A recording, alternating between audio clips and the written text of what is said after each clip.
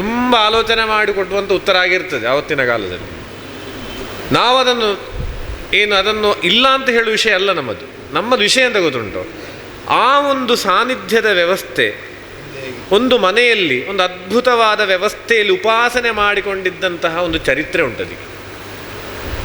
ಎಷ್ಟರ ಮಟ್ಟಿಗೆ ಅಂತ ಹೇಳಿದರೆ ಆ ಚಕ್ರ ಅಂತ ಹೇಳಿದದು ಎಂಥ ಚಕ್ರದು, ಎಂಥ ಯಂತ್ರ ಅದು? ಅಲ್ಲಿ ಬಿಂದು ತ್ರಿಕೋಣ ವಸುಕೋಣ ಆ ಸ್ವಭಾವದಲ್ಲೇ ಇತ್ತೋ? ಶ್ರೇಷ್ಠವಾದಿರ್ಬೋದು. ಆ ಚಕ್ರ ಎಂಥದ್ದು ಅಂತ ಅದಲ್ಲ, ಆ ಸಂಪುಟದಲ್ಲಿ ಒಂದು ಯಂತ್ರ ಇತ್ತು ನೋಡಿ, ಅದು ಎಂಥದ್ದು ಅಂತ. ಅಲ್ಲಿ ಸಂಪುಟದಲ್ಲಿದ್ದ ಚಕ್ರ ಯಾವುದೊಂದು ಗೊತ್ತುಂಟು? ಬಿಂದು ತ್ರಿಕೋಣ ವಸುಕೋಣ ದಶಾರ ಯುಗ್ಮಂ ಅನ್ವಸ್ತ್ರ ನೂಪುರ ನಾಗದಳ ಸಂಯುತ ಷೋಡಶಾರಂ ವೃತ್ತತ್ರಯಂಚ ಧರಣಿ ಸದನತ್ರಯಂಚ ಶ್ರೀಚಕ್ರಮೇ. ವಿಷಯ ಅದು. ಅಷ್ಟೊಂದು ವ್ಯವಸ್ಥಿತವಾಗಿ ಆರಾಧನೆ ಮಾಡಿದಂತಹ ದೇವಿ ಸಂಬಂಧಪಟ್ಟ ಚೈತನ್ಯ.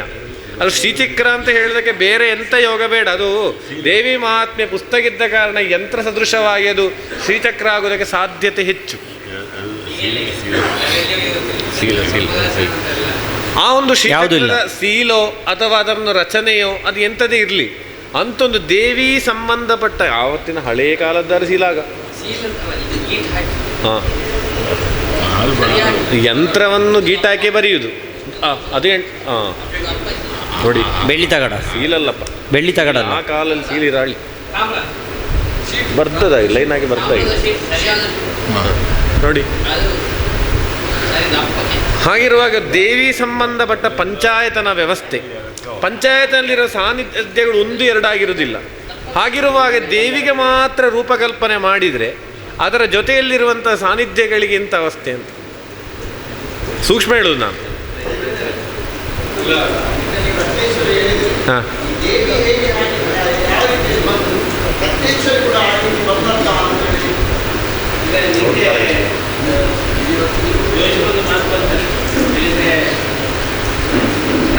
ಇರಲಿಲ್ಲ ಮೊದಲು, ಅದಾದ್ಮೇಲೆ ಬಂದದ್ದು ಸೇರ್ಪಡೆ ಆಗಿ ಯಾವುದೋ ದೇವಿ ಸಾನ್ನಿಧ್ಯ ಕೂಡ ಇದು ಪ್ರಕಾರ ಆರಾಧನೆ ಮಾಡ್ತಾ ಉಂಟು.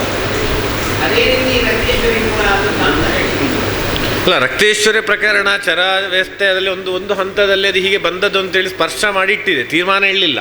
ಮುಂದೆ ಚಿಂತನೆ ಬರ್ತದೆ ಅದು. ಹೀಗೆ ನಾವಾಗಿ ಇನ್ನೊಂದಕ್ಕೆ ಹಾರಿದ್ರೆ ಇಲ್ಲಿ ಅರ್ಥವಾಕ್ಯ ಆಗ್ತದೆ. ಈಗ ನಾವು ತಾಂಬೂಲದಲ್ಲಿದ್ದೇವಲ್ಲ, ತಾಂಬೂಲದಲ್ಲಿದ್ದೇವೆ ಅಷ್ಟೇ. ತಾಂಬೂಲಕ್ಕೆ ಶುರುವಾಗಲಿಲ್ಲ, ಮುಟ್ಟಿ ಆಗಲಿಲ್ಲ, ತಾಂಬೂಲ ನಿಮಗೆ ಬಂದೇ ಆಗಲಿಲ್ಲ. ಈಗ ದೇವಿಯ ವ್ಯವಸ್ಥೆಗೆ ಸಂಪುಟದ ಪಂಚಾಯತ ತುಂಬ ಒಂದು 4-5 ಉಪಾಧಿಗಳಲ್ಲಿ ಇತ್ತು ಅಂತೇಳಿ ಚಿಂತನೆ ಬಂತು. 5 ಉಪಾಧಿ ಹಲವಾರು ರೀತಿ ಶಕ್ತಿಯ ಸಂಬಂಧಪಟ್ಟಗಳೆಲ್ಲ ಬಂತು. ಹಾಗಿರುವಾಗ ದೇವಿಗೆ ಮಾತ್ರ ರೂಪಕಲ್ಪನೆ ಮಾಡಿದರೆ ಉಳಿದ ಮೂರ್ತಿಗಳಿಗೆ ಒಂದು ನ್ಯಾಯ ಇಲ್ವೇ ಅಲ್ವಾ? ಅಂದರೆ ಪಂಚಾಯತನ ವ್ಯವಸ್ಥೆಯಲ್ಲಿರುವಾಗ ದೇವಿಗೆ ಮೂರ್ತಿ ಕಲ್ಪನೆ, ರೂಪಕಲ್ಪನೆ, ವ್ಯವಸ್ಥಾ ಕಲ್ಪನೆ ಸಾಧು ಒಪ್ತೇವೆ. ಉಳಿದ ವ್ಯವಸ್ಥೆಗಳಿಗೆ, ಉಳಿದ ಸಾನ್ನಿಧ್ಯಗಳಿಗೆ ಯಾಕೆ ವ್ಯವಸ್ಥೆ ಇಲ್ಲ ಅಂದರೆ ಅದಕ್ಕೆ ಆಗಮದ ಬಂಧದ ಒಳಗೆ ತರಲಿಲ್ಲ, ಅಷ್ಟೇ ತಿಳಿಬೇಕಷ್ಟೇ. ಅದೀಗ ಅದು ಇಲ್ಲಿಗೆ ಬಂದ ಮೇಲೆ ಇದರ ಸಂವಿಧಾನಕ್ಕೆ ಒಳಪಡಬೇಕಲ್ಲ. ಹೌದು, ಮೂರ್ತಿಗಳಿತ್ತು. ಆ ಸಂವಿಧಾನವನ್ನು ಅವರು ಮಾಡಿರಲಿಕ್ಕಿಲ್ಲ. ಅದೇ ಅದರ ಆ ವಿಷಯ ಸ್ವಲ್ಪ ಆಲೋಚನೆ ಮಾಡ್ಲಿಕ್ಕೆ ಉಂಟು. ಪ್ರಶ್ನೆ ಚಿಂತನೆ ಮಾಡುವಾಗ ದೇವಿಯ ಮೂರ್ತಿ ಮಾಡುವಾಗ ಇಂಥ ಪರಿಕಲ್ಪನೆ ಇರಬೇಕು ಮೂರ್ತಿಯಲ್ಲಿ ಅಂತೇಳಿ ಅವರೇ ಕೊಟ್ಟದ್ದು. ಅದರ ಪ್ರಕಾರವೇ ಅಲ್ಲ, ಪರಿಕಲ್ಪನೆಯ ವಿಷಯ ಅದು ಬೇರೆ. ಪರಿಕಲ್ಪನೆ ಹೇಳುವುದೇನು ಗೊತ್ತಿದೆಯೋ, ದೇವತಾ ಸಾನ್ನಿಧ್ಯದಲ್ಲಿರುವಂತಹ ಸಾನ್ನಿಧ್ಯ ಕಲೆ ಏನು, ಕಲೆಯ ವ್ಯವಸ್ಥೆ ಏನು, ಒಂದೊಂದು ರೀತಿಯ ಸಾನ್ನಿಧ್ಯದ ವ್ಯವಸ್ಥೆ, ಆ ಉಪಾಧಿಯ ವ್ಯವಸ್ಥೆ, ಅದರ ಆರಾಧನಾ ವ್ಯವಸ್ಥೆ, ಅದರ ಕರ್ಮ ವ್ಯವಸ್ಥೆ, ಇವುಗಳನ್ನೆಲ್ಲ ಹೊಂದಾಣಿಕೆ ಆಗಿಕೊಂಡು ಅದು ಬ್ರಹ್ಮಾಲಯವೋ ದೇವಾಲಯವೋ ಸಂಬಂಧಪಟ್ಟದ್ದು ಎಂಬ ನೆಲೆಯಲ್ಲಿ ಅದರ ವ್ಯವಸ್ಥೆಗಳು ತೀರ್ಮಾನ ಆಗ್ತದೆ. ಈ ಪ್ರಕರಣವನ್ನು ನೋಡ್ರಿ, ಇದು ಬ್ರಹ್ಮಾಲಯದಲ್ಲಿ ಆರಾಧನೆ ಮಾಡಿದಂತಹ ವ್ಯವಸ್ಥೆ ಒಂದು ಕಾಲದಲ್ಲಿ. ದೇವಾಲಯದಲ್ಲಿ ಆರಾಧನೆ ಮಾಡಿದ ಮೂರ್ತಿ ಆಗಿರಲಿಲ್ಲ, ಶಿಲೆಯಲ್ಲಿ ಮಾಡಿದ್ದು ಮತ್ತೆ ಅಲ್ವಾ? ಅದಕ್ಕಿಂತ ಮೊದಲು ಶಿಲೆ ಅಲ್ಲ. ನಾವು ಕೇಳುವುದು ಆ ಒಂದು ಉಪಾಧಿಯಲ್ಲಿ ಬ್ರಹ್ಮಾಲಯದಲ್ಲಿ ಆರಾಧನೆ ಮಾಡಿದಂತಹ ಆ ಭಾವನೆ ದೇವಾಲಯದಲ್ಲಿ ಆರಾಧನೆ ಮಾಡುವ ಭಾವನೆಗೂ ವ್ಯತ್ಯಾಸ ಇಲ್ವೋ ಅಂತೇಳಿ ಆಲಂಬ ವಿಷಯ ಅದು. ನನ್ನದೊಂದು ಸಣ್ಣ ಚಿಂತನೆ. ಹಾಂ ನಿಮ್ಮಷ್ಟು ನನ್ನ ಅಲ್ಲ ಅಲ್ಲ ಅದು ಬೇಡ, ಆ ವಿಚಾರ ಮಾತ್ರ ಹೇಳಿದ್ರೆ ಸಾಕು. ಹಾಂ ಸಾಮಾನ್ಯ ಮನುಷ್ಯ ಒಂದು ದೇವರ ಕಲ್ಪನೆ ಬರಬೇಕಾದರೆ ಖಾಲಿ ಹೋಮದಲ್ಲಿಯ ಮೂಲಕವ ಅಥವಾ ಖಾಲಿ ಪುಸ್ತಕ ಇಟ್ಟರೆ ಕಲ್ಪನೆ ಬರುವುದಿಲ್ಲ. ಅವನಿಗೆ ಹೆಚ್ಚು ಹತ್ತಿರ ಆಗಬೇಕಾದ್ರೆ ಮೂರ್ತಿಯ ಆಹ್ವಾನ ಬಹಳ ಮುಖ್ಯ ಅಂತ ನಾನು ತಿಳ್ಕೊಂಡಿದ್ದೆ. ಮೂರ್ತಿ ಬಂದ ಕೂಡಲೇ ಅಲ್ಲಿ ದೇವರಿದ್ದಾನೆ ಅಂತ ನಮ್ಮಂಥ ಜನಸಾಮಾನ್ಯ, ಇಲ್ಲದ್ರೆ ಹೆಚ್ಚು ಕಲ್ತವರಾದರೆ ಅಗ್ನಿಯಲ್ಲಿ ಸಹ ದೇವರನ್ನು ಆರಾಧಿಸಬಹುದು. ಅಲ್ಲ, ಸಾಮಾನ್ಯರಲ್ಲಿ ಸಾಮಾನ್ಯವಾಗಿ ವಿಷಯ ನೀವು ಹೇಳಿದ ಸತ್ಯ. ಒಂದು ಭಾವನೆ, ಮೂರ್ತಿಯ ವ್ಯವಸ್ಥೆ ಬಂದದ್ದೇ ಹಾಗೆ, ಒಂದು ಭಾವನೆ ಜಾಗೃತಿ ಆಗಲಿಕ್ಕೆ ಇರುವುದು ಸತ್ಯ ವಿಷಯ ಅದು. ನಾನು ನಿನ್ನೆ ಹೇಳಿದ್ದೇನೆ, ಯಾವ ಕಾಲದಿಂದ ಅದರ ಆರಾಧನಾ ವ್ಯವಸ್ಥೆ ಮನುಷ್ಯ ಸಂಕುಚಿತ ಬುದ್ಧಿಗೆ ಒಳಪಟ್ಟಾಗ ಅವನ ಬುದ್ಧಿ ಜಾಗೃತಿ ಆಗಲಿಕ್ಕೆ ಇರುವಂತಹ ಒಂದು ಅತ್ಯಂತ ಪರಮವಾದಂಥ ಉಪಾಯ ಅದು. ನಾನು ಅದರ ಬಗ್ಗೆ ಬಿಂಬ ಮೂರ್ತಿ ಮಾಡಿದ ಬಗ್ಗೆ ನನ್ನದು ಆಕ್ಷೇಪವೇ ಇಲ್ಲ, ಅದರ ಬಗ್ಗೆ ನಾನು ಆಕ್ಷೇಪ ಹೇಳ್ತಾ ಇಲ್ಲ. ಈಗಲೂ ಕೂಡ ಯಾವ ವಿಚಾರದ ಬಗ್ಗೆ ನಾನು ಆಕ್ಷೇಪ ಹೇಳ್ತಿಲ್ಲ. ನಾವು ನಮ್ಮ ಕ್ಲಿಯರ್ ಮಾಡ್ತಾ, ನಮ್ಮ ವ್ಯವಸ್ಥೆಗೆ ಸಂಬಂಧಪಟ್ಟ ಹಾಗೆ ಚಿಂತನೆ ಮಾಡುವಾಗ ದಾರಿಗಳನ್ನು ಕ್ಲಿಯರ್ ಮಾಡ್ತಾ ಇದ್ದೇವೆ, ಅಷ್ಟೇ ಹೇಳುದು ನಾನು. ಆ ಒಂದು ಮೂರ್ತಿಯಲ್ಲಿರುವಾಗ ಶಿಲೆಯನ್ನು ಮಾಡುವುದಕ್ಕಿಂತ ಮೊದಲು ಲೋಹಮಯವಾದ ಮೂರ್ತಿಗಳಲ್ಲಿ ಸಣ್ಣ ಮಟ್ಟಿನಲ್ಲಿ ಅದರ ವ್ಯವಸ್ಥೆ ಇತ್ತು, ಸತ್ಯವಲ್ವಾ? ಅದು ಕೂಡ ಮೂರ್ತಿಯೇ ಹೌದಲ್ಲ, ಅದು ಕೂಡ ಮೂರ್ತಿ ಹೌದಾದ್ರೆ ಅದು ಅದರದ್ದೇ ಆದ ಜಾಗೃತಿಯನ್ನು ಅದು ಮಾಡ್ತಾ ಇತ್ತಲ್ಲ. ಮೂರ್ತಿ ದೊಡ್ಡದಾದ ಜಾಗೃತಿ ಹೆಚ್ಚು, ಮೂರ್ತಿ ಸಣ್ಣದಾದ ಜಾಗೃತಿ ಕಮ್ಮಿ ಅಂತ ಉಂಟು? ಅಲ್ಲ, ಅಲ್ಲಿ ಅವ್ರ ಹತ್ರ ಅದನ್ನು ಕೇಳಬೇಕಷ್ಟೆ ನಾವೀಗ. ಅದು ಮೂರ್ತಿ ಬರುವ ಮೊದಲು ಈಗ ಇವರು ವಿಸರ್ಜನೆ ಮಾಡುವಾಗ ಇದ್ದ ಮೂರ್ತಿಗಳು ಇವರು ಮೂರ್ತಿ ಮಾಡುವ ಸಂದರ್ಭಕ್ಕಿಂತ ಮೊದಲೇ ಇತ್ತ ಅಲ್ಲ ನಂತರ ಬಂದದ್ದ ಅಂತ ಗೊತ್ತಿಲ್ಲ. ಕೇಳಬೇಕಾದುಂಟು.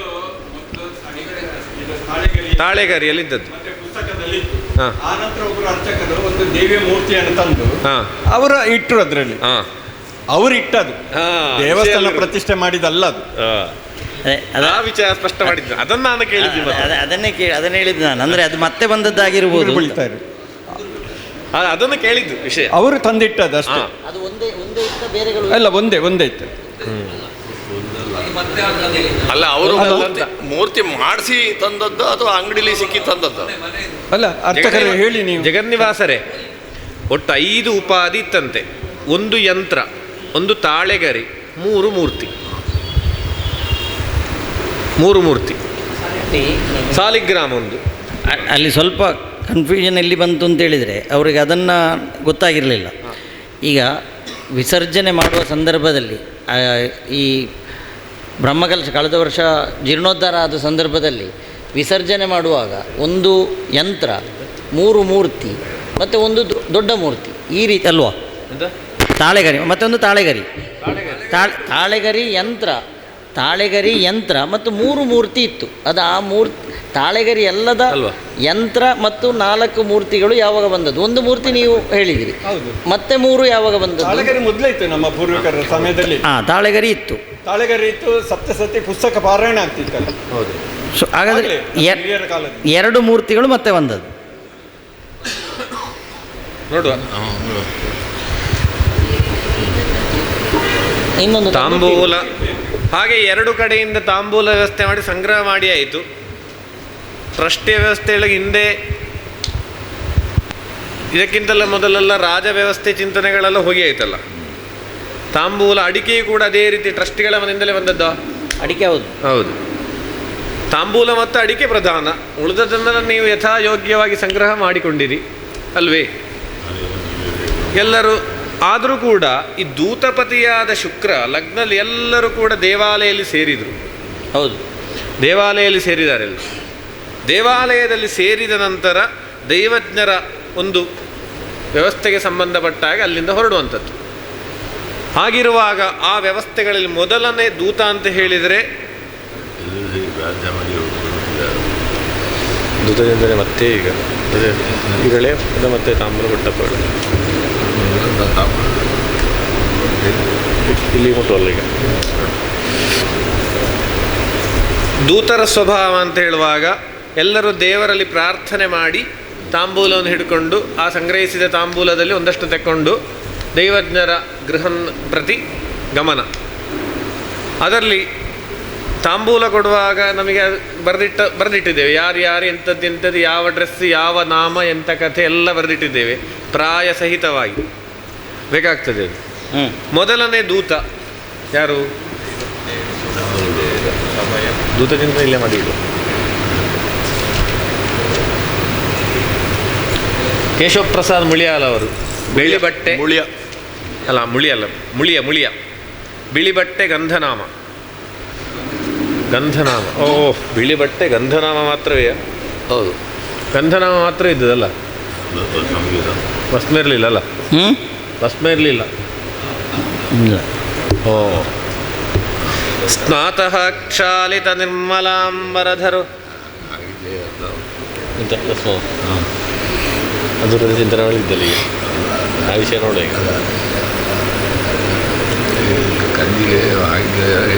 ನೀವು ಭಸ್ಮ ಹಾಕಿರ್ಲಿಲ್ವಾ? ಇಲ್ಲ, ನಮಗೆ ಬೇಕಂದದ್ದು. ಸ್ನಾತಃ ಕ್ಷಾಲಿತ ನಿರ್ಮಲಾಂಬರಧರೋ ಗಂಧಾನುಲಿಪ್ತ ಶುಚಿ ಸುಚ್ಛತ್ರಾಂಕಿತ ಪಾಣಿ ಆತ್ತವಿನಯೋ ಗುರುವಾಭಿಭಕ್ತ ಸುಧೀ ದೂತಃ ಕಶ್ಚಿದ ಮಂದಮೋದಮನುಗೆ. ಈಗ ಅಲ್ಲಿಗ ಸ್ನಾತಃ ಕ್ಷಾಲಿತ ನಿರ್ಮಲಾಂಬರಧರು ಗಂಧಾನುಲಿಪ್ತ ಶುಚಿ. ಇಂಥದ್ದೆಂತ ಹೇಳಿಲ್ಲ, ತಿಲಕ ಬೇಕು ಅಂತ ಹೇಳಿದೆ. ಆದರೂ ಶಿವಕ್ಷೇತ್ರ ಭಸ್ಮಕ್ಕೆ ಒಂದು ಹೆಚ್ಚಿನ ಪ್ರಾಶಸ್ತ್ಯ ಉಂಟು. ಶೈವ ಧರ್ಮಾರೋಪಣ ಅಲ್ಲ, ನಾಳೆ ಇನ್ನು ಪೇಪರ್ಲಿ ಅದು ಬೇಡ ಇಂದೀಗ. ಯಾಕೆ ಅಂತೇಳಿ ಇದೆಲ್ಲ ಪ್ರತ್ಯೇಕ ನಾವು ಅಮೆಂಡ್ಮೆಂಟ್ ಇಟ್ಟುಕೊಂಡು ಹೋಗಲಿಲ್ಲ ಅಂದರೆ ಮತ್ತು ನಾಳೆ ಹೇಳಿಗುಣ ಇಲ್ಲ ಈಗಿನ ಮಾಧ್ಯಮಗಳ ಕತೆ. ಶಿವನಿಗೆ ಭಸ್ಮ ಪ್ರೀತಿ ಅಂತ ಶೈವ ಪಂಥ ಅಲ್ಲ, ಅದು ಮತ್ತೆ ವಿಚಾರ ಬರ್ತದೆ.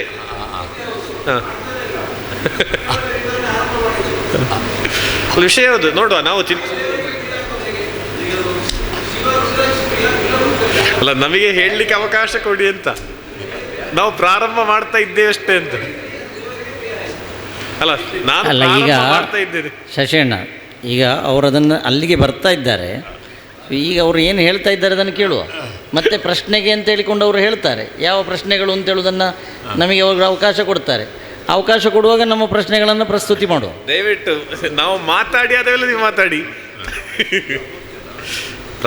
ಹಾಗಿರುವಾಗ ಇಲ್ಲಿ ಒಂದು ಪ್ರಥಮ ಈ ದೇವ ಪ್ರಶ್ನೆಯ ವಿಷಯದಲ್ಲಿ ಎಷ್ಟು ವ್ಯತ್ಯಾಸ ಇದೆ ಅಂತ ಹೇಳಿದರೆ, ದೂತ ದೈವಜ್ಞರ ಸಂವಾದ. ದೈವಜ್ಞ ಏನು ಭಾವಿಸ್ತಾರೆ? ದೂತರನ್ನು ದೇವರನ್ನಾಗಿ ಭಾವಿಸುವಂಥದ್ದು. ದೂತರು ದೈವಜ್ಞರನ್ನು ದೇವರನ್ನಾಗಿ ಭಾವಿಸುವಂಥದ್ದು. ದೈವಜ್ಞರು ದೂತರ ತಾಂಬೂಲ ಕೊಟ್ಟಂತಹ ದೂತರ ಸ್ವಭಾವದಲ್ಲಿಯೇ ದೂತಸ್ಯ ವಸ್ತ್ರಲೇಪಾದ್ಯೈ ದೇವಸ್ಯ ಗುಣನಿರ್ಣಯ ಮಲಿನೇ ಪ್ರೇತಬಾಧಾ ಸ್ಯಾದಾರ್ದ್ರ ಶುದ್ಧಿವಿಹೀನತಾ. ದೂತಸ್ಯ ವಸ್ತ್ರಲೇಪಗಳು, ವಸ್ತ್ರ ಮತ್ತು ಲೇಪ. ಬೆಳಿ ಬಟ್ಟೆ ಹೇಳುವುದು ಒಳ್ಳೆಯದೌದು, ಶಿವಕ್ಷೇತ್ರಕ್ಕೆ ಹೇಗೆ ಅಂತ. ಅಲ್ಲ, ಅದು ಈ ಆದಿತ್ಯ ಕುಜಕ್ಷೇತ್ರಲ್ಲಿದ್ದು ಹೇಳಿ, ಶನಿ ರಾಶಿಲಿದ್ದು ಹೇಳಿ, ಧವಳಗಿರಿಗೆ ಇದಲ್ಲೋ. ಹಾಂ, ಅದೌದು. ಕೈಲಾಸಾದ್ರೀಶ ಕೋಣೆ, ಆ ಬೆಳ್ಳಿಯ ಬೆಟ್ಟದ ಅಧಿಪತಿ. ಹಾಗಾಗಿ ಅವರು ಬಿಳಿಯ ಬಟ್ಟೆಯನ್ನ ನಿರ್ಮಲಾಂಬರಧರ. ಈಗ ಇರುವ ಕೆಲವು ಬಟ್ಟೆಗಳು ಕೆಲವು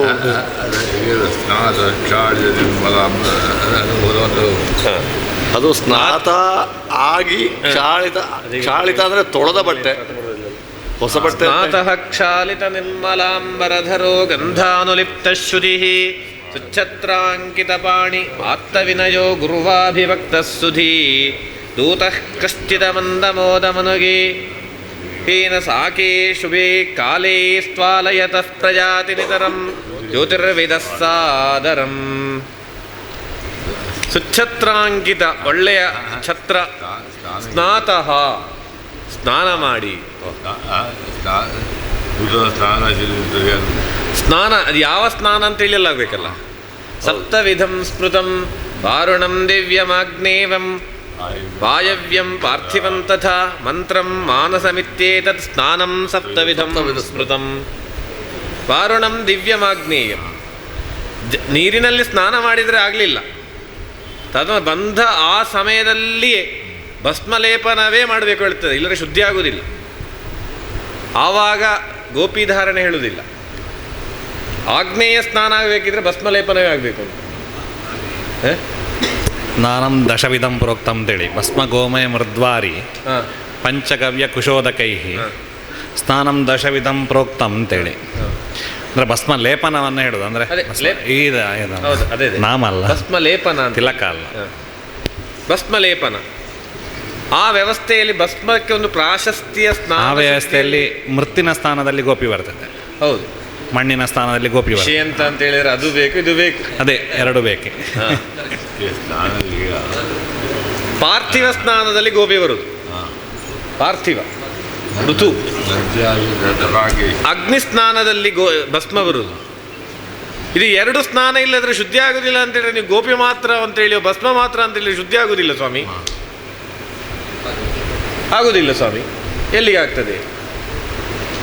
ಪಾರ್ಥಿವ ಸ್ನಾನದಲ್ಲಿ ಗೋಪಿ ಬರುದು. ಯಾಕೆಂದ್ರೆ ಗೋಪಿ ಅಂತ ಹೇಳಿದ್ರೆ ಅದು ಮಣ್ಣು, ಭಸ್ಮ ಅಂತ ಹೇಳಿದ್ರೆ ಅದು ಭಸ್ಮ, ಎರಡು ಬೇಕು ಅಂತ. ಹೌದು. ಅದರಲ್ಲಿ ನದಿ ಸ್ನಾನ ಅತ್ಯಂತ ಉತ್ತಮ, ತಟಾಕ ಸ್ನಾನ ಮಧ್ಯಮ, ಭಾಂಡ ಸ್ನಾನ ಅಧಮಾಧಮ ಅಂತೇಳಿ. ನಮ್ಮದೀಗ ಅಧಮದಲ್ಲಿ ಅಧಮ. ಈಗ ಮೇಲಿಂದ ಬೀಳುವುದು ಶವರಿಂಗ್ ಇದೆಲ್ಲ ಅವಗಾಹನಮಪ್ಸಂತ